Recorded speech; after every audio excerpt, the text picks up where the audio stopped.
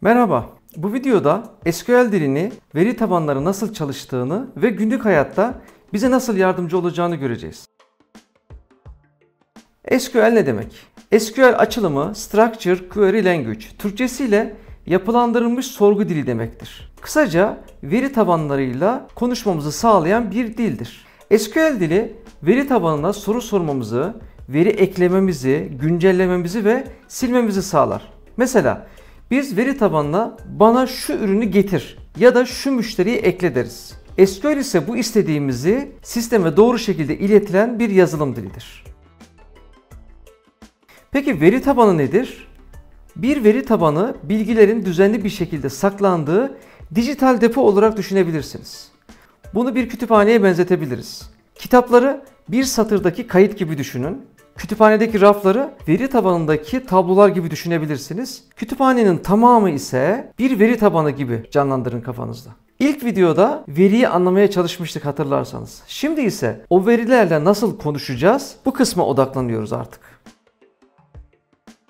Veri tabanı nelerden oluşur? Yani ana yapısı nelerdir? Bir de onlara bakalım. Tablolar vardır. Asıl bilgilerin saklandığı yer burasıdır. Tablonun içinde sütunlar vardır. Bilginin türünü tanımlar. Ad, soyad, fiyat gibi. Satırlar yani kayıtlar tek bir kişiyi ya da ürünü temsil eder. Anahtarlar, burası önemli, her kaydı benzersiz hale getirir. Tabloları da birbirine bağlayan yapıdır. Bunu zaten derslerimizin ilerleyen zamanlarında detaylıca işleyeceğiz. Yani veri tabanı aslında düzenli tabloların bir bütünüdür diyebiliriz. Bir önceki derste veriye bakmıştık. Şimdi veri tabanında verinin tiplerini konuşacağız. Her sütunu bir veri tipiyle tanımlamamız gerekiyor arkadaşlar. Mesela metinsel veri tipi varchar, envarchar olarak geçiyor. Sayı veri tipleri var. Integer ve decimal diye geçer. Bunlara örneğin miktar ya da fiyat türleri bu veri tiplerine bir örnektir. Tarih, saat, datetime ya da date, sipariş tarihi olabilir mesela bunun için. Mantıksal var, bit yani 1-0 yazarsınız ya da boolean yani true false kaydedebiliyorsunuz. Bunlardan malum evli bekar, evet hayır gibi soruların cevaplarını alabiliyorsunuz. Bu şekilde saklanıyor. SQL veri tabanında temel olarak 4 işlemi vardır. Bunlar veri sorgulama. Bunu select komutuyla yapacağız. Ne var? Bana göster demiş oluyoruz bununla. Veri ekleme, insert, yeni bilgi ekleme komutudur. Veri güncelleme, update, mevcut bilgiyi değiştirir. Yani mevcut bir satırınız var, o satırdaki istediğiniz kolondaki bilgileri değiştirir. Veri silme, delete, o satırı tamamen kaldırır. Yani SQL aslında okumak, yazmak, değiştirmek ve silmek için kullandığımız ortak dildir.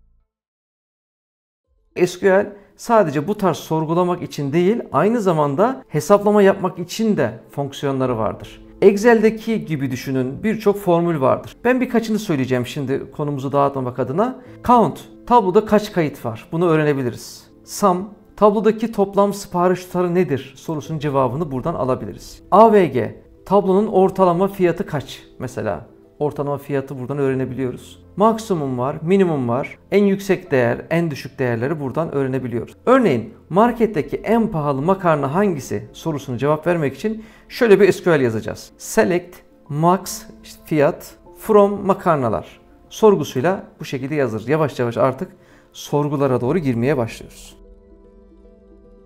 Marketten yola çıkmışken bir markette müşteri ile geçen diyalogların SQL karşılıklarını değerlendirmek istiyorum. Böylece SQL komutu daha iyi anlaşılacağını düşünüyorum. Bu görselde merhaba bana fiyonk makarna getirir misiniz diyor.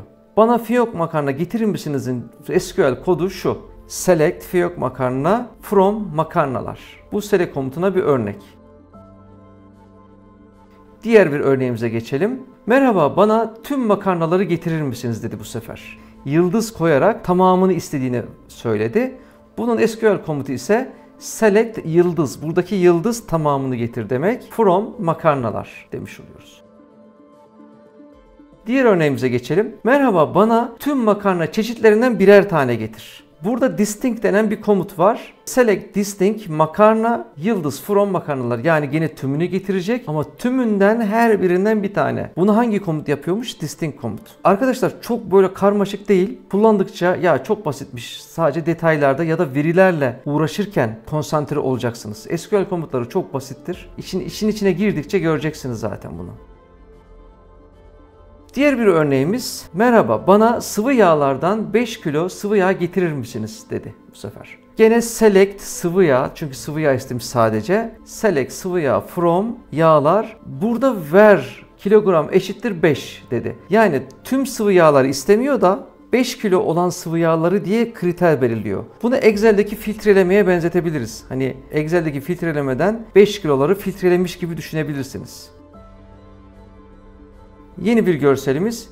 Bu sefer müdür çalışana diyor ki yeni gelen Cingöz makarnaları makarna reyonuna yerleştirip 10 TL fiyat yazar mısın diyor. Yani yeni bir ürün ekledik. Yani yeni bir kayıt ekliyoruz. Bu şekilde düşünebilirsiniz. Insert into makarnalar parantez içinde marka ve fiyat. Çünkü ne demişti?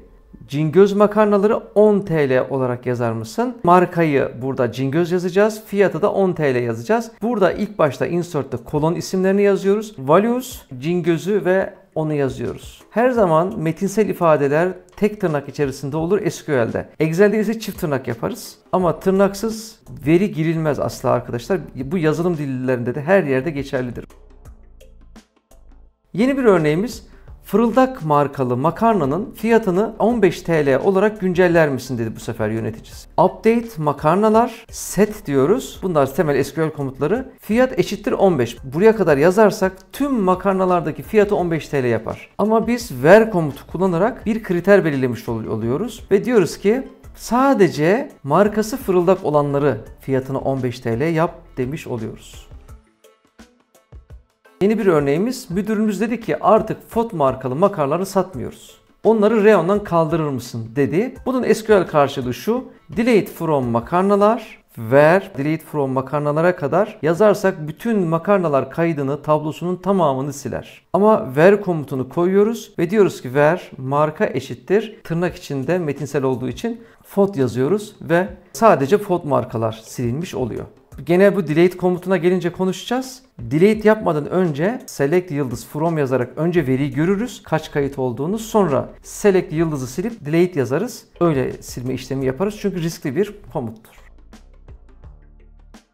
Yine yöneticimiz geliyor ve diyor ki yeni gelen İtalyan markaları için ayrı bir reyon ayarlar mısın dedi çalışana. Bu yeni bir İtalyan makarnası, yani önceden makarna reyonu var ancak yeni bir reyon açıyormuş, yani yeni bir tablo açıyormuş. İtalyan makarnalar olacakmış adı. Bunun içinde de marka ve fiyat olacakmış. O zaman tablo ekleme komutumuz var. Create table. Create table diyoruz. İtalyan makarna. Parantez içinde marka diye bir kolonumuz olacak. Veri tipi metinsel, envarchar ve 50 karakterlik olacakmış. Virgül, fiyatı ise 18 karakter olacak. Veri tipi desimal olacak. Bu da zaten sayısal, virgülden sonra karakter kullanabileceğimiz sayısal ifadedir. Konuyu şöyle toparlayacak olursak, SQL dili veri tabanlarıyla iletişim kurduğumuz evrensel bir dildir. Marketten ürün istemek gibi düşünebilirsiniz. SQL ile de verileri sorgular, ekler, günceller, sileriz. Bu videoda SQL temel yapı taşlarını da görmüş olduk. İleriki videoda sorguları daha detaylı örneklerle ileteceğiz. Bir sonraki videoda da